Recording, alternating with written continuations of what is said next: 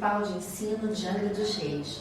Meu nome é Carla Coelho, sou professora do 5º ano e já estava com vocês nas nossas videoaulas esclarecendo sobre as atividades de matemática do nosso caderno de atividades. A partir de agora, nos próximos vídeos eu vou estar com vocês nas atividades de leitorização. E hoje nós vamos conversar sobre as atividades 16, 17 e 18 do nosso caderno. A propósito, para quem não lembra de mim, eu sou Clara, tenho cabelos castanhos anelados, olhos castanhos esverdeados, sou uma mulher de meia idade, estou hoje com uma blusa bege, um agasalho preto e branco e uma calça jeans. Vamos lá?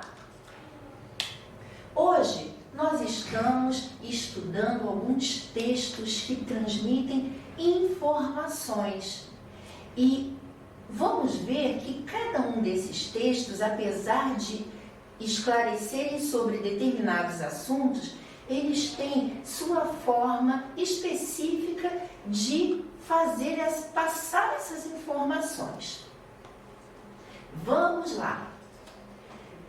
Vamos começar com um texto informativo. O que é um texto informativo?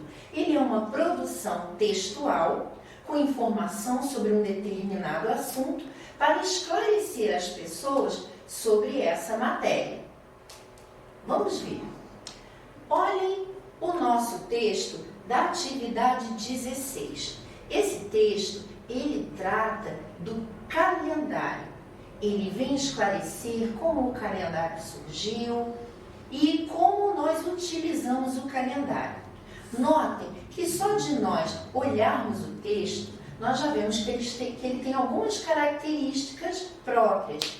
Ele é um texto que é escrito em prosa, ou seja, ele é escrito de forma organizada em parágrafos e cada parágrafo ele explica uma parte desse assunto global. Ele tem também uma imagem que nos ajuda a entender melhor o que é o calendário.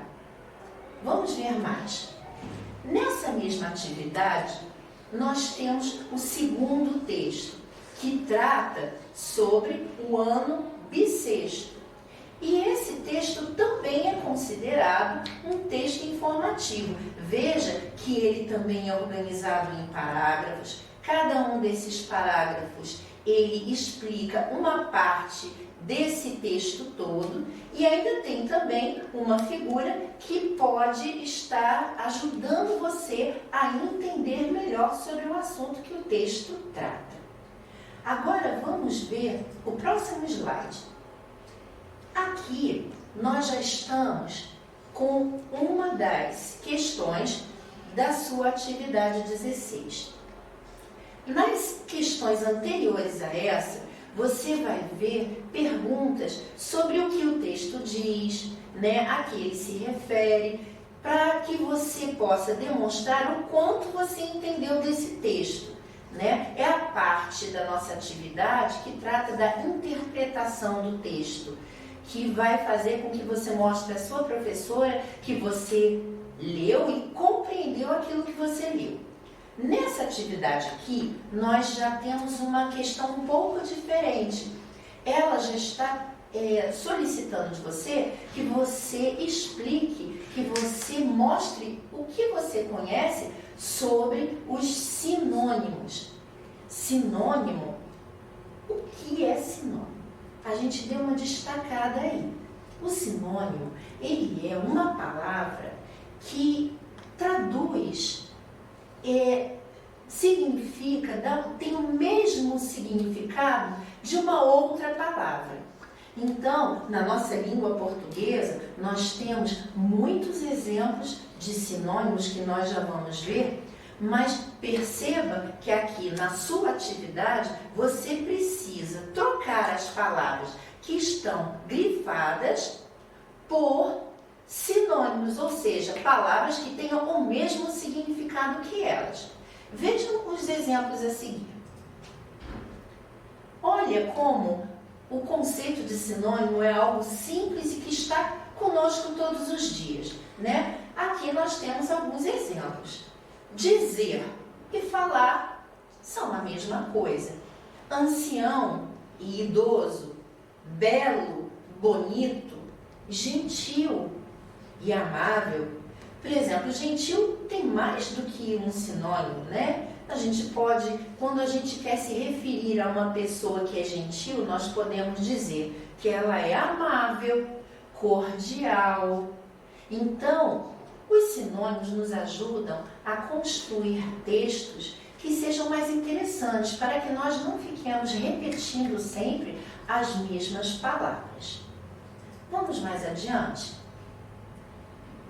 Na atividade 17, nós já vamos encontrar um outro tipo de texto que transmite informações, mas ele tem características diferentes do texto informativo que nós vimos antes na aula 16. Esse texto é uma enquete. Mas o que é uma enquete? Você vê enquetes a todo tempo, inclusive nas redes sociais. A enquete é uma pesquisa de opinião sobre uma questão qualquer que envolve documentos, depoimentos, experiências pessoais e etc. Olha, aqui está o nosso texto. Veja que esse texto trata de uma pesquisa de opinião para sabermos quantas pessoas o quanto as pessoas têm lido nos últimos tempos. Então, esse texto, só de vocês olharem, ele já tem características bem diferentes dos dois textos anteriores que nós vimos, né? Ele tem imagens grandes e nessas imagens há pequenos textos explicando os gráficos que estão aqui dentro. Os gráficos, eles são um conceito matemático e um instrumento matemático que nos ajuda a entender melhor as diferenças entre quantidades sem você precisar ler tanto e demorando tanto para compreender essas diferenças. No gráfico você olha e você facilmente já visualiza as diferenças entre as quantidades. Então, nós temos aqui gráficos que estão mostrando, revelando como está a questão da leitura nesse texto, ok? Vamos lá. Depois das perguntas que também vêm na sua atividade a respeito desses textos, nós encontramos também uma questão que tem a ver com gramática. Aliás, duas questões, a questão 2 e a questão 3. Na questão 2, você vai ver que você precisa encontrar uma palavra que tenha o mesmo significado da palavra que está grifada. Então, você tem aí as 3 opções para você assinalar uma delas. Só tem uma que é a correta. Você aí precisa perceber qual dessas palavras é o sinônimo da que está grifada. Por quê? Porque você precisa encontrar a palavra que tenha o mesmo significado, como nós explicamos antes. Já na questão 3, nós vamos ver uma outra questão de gramática envolvida, que é o plural e o singular. Nós temos uma frase que está aqui assinalada e essa questão pede a você que você transforme essa frase. A frase fala do que ocorreu nos últimos 3 meses e você precisa transformar essa frase de maneiras que a pessoa responda o que ela fez no último mês. Então, como ela vai escrever essa frase de formas a que ela esteja se referindo a um só mês e não 3 meses? Veja à frente.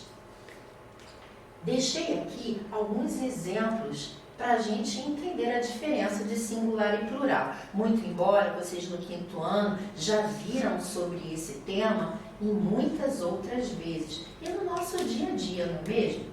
Mas vamos aqui ver os exemplos para a gente entender que os plurais, eles ficam um pouco diferentes do singular e eles têm características, cada palavra, né, cada grupo de palavras tem as suas características próprias de se transformar na hora de virar plural. Nós não vamos entrar de uma forma mais profunda nesse assunto, mas vamos ver esses exemplos que já nos ajudam a esclarecer, né? Nós temos aqui, né, a palavra ano.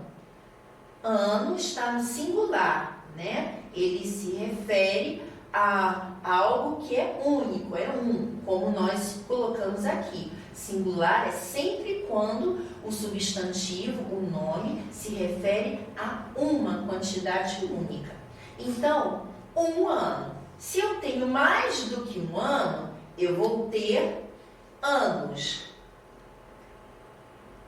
Eu tenho aqui outra palavra. Eu tenho aqui criança. Se eu tenho uma criança. Se eu tenho mais do que uma criança, eu tenho crianças. Eu acrescento S. Aqui eu tenho reunião. Mais do que uma reunião, reuniões. Olha como o final da palavra, quando se tornou plural, ele já está diferente de crianças e anos. Criança, ano e criança, quando vai para o plural, só acrescento S. Reunião, nós vemos aqui no singular, ela acaba em ão, quando ela vai para o plural, ela vira reuniões. Você tira o AOTIL e você coloca o OES contínuo. Né? Manhã, manhãs, quintal, quintais. Olha como em quintais também a palavra ela muda um pouquinho. Você tira o L e entra o IS, né? Aí nós temos carretel, carretéis, fácil, fáceis. Vamos lá. Na nossa atividade 18, ao invés de nós lermos um texto, nós vamos tomando por base o texto da enquete da aula 17, da atividade 17, nós vamos produzir a nossa própria enquete a partir de uma tabela que está aí no nosso caderno de atividades. Pensem que a organização da tabela, ela ajuda exatamente na produção de uma enquete.